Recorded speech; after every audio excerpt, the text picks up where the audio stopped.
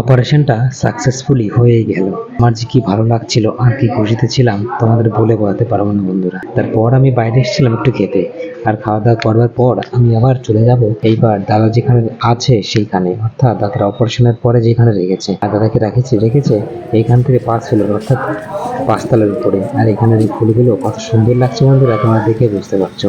আর সত্যি কথা বলতে কি, মন যদি ভালো থাকে তাহলে সবকিছুই সুন্দর লাগে। এদিকে বৌদি আর রুদ্র দাদার কাছে অলরেডি চলে গেছিল, আর আমি একটু লেট করেছিলাম, তাই তো আমি নিচে আছি আর ওরা সবাই আছে। কিন্তু 5 তলা যেতে যেতে আমরা এইখান থেকে আমি একটু ক্রস লাইন নিলাম, অর্থাৎ কল্যাণী এমসে যারা যারা আসবে তারা এই রাস্তা ধরেই সবাই আসে, কিন্তু আমি এখান দিয়ে একটু শর্টকাটের জন্য আমি রাস্তার মাঝখান দিয়ে চলে এসেছিলাম। আর সত্যি কথা বলতে কি, দাদাকে দেখার জন্য আমি প্রচন্ড এক্সাইটেড ছিলাম।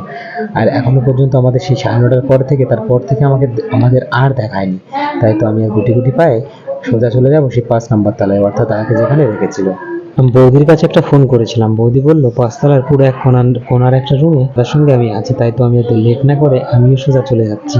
আর বন্ধুরা এদিকে কল্যাণীতে যারা যারা এখনো পর্যন্ত আসোনি তাদের একটা কথাই বলবো, তোমরা কখনোই কিন্তু ভিডিও করতে যেও না, কারণ ভিডিও করাটা এখানে পুরোপুরি বন্ধ আছে। আর দিকে এখানে হচ্ছে মেডিসিনের দোকান আছে, এটা হচ্ছে গ্রাউন্ড ফ্লোর, এই গ্রাউন্ড ফ্লোর থেকে সবাই মেডিসিন নিয়ে নেয়।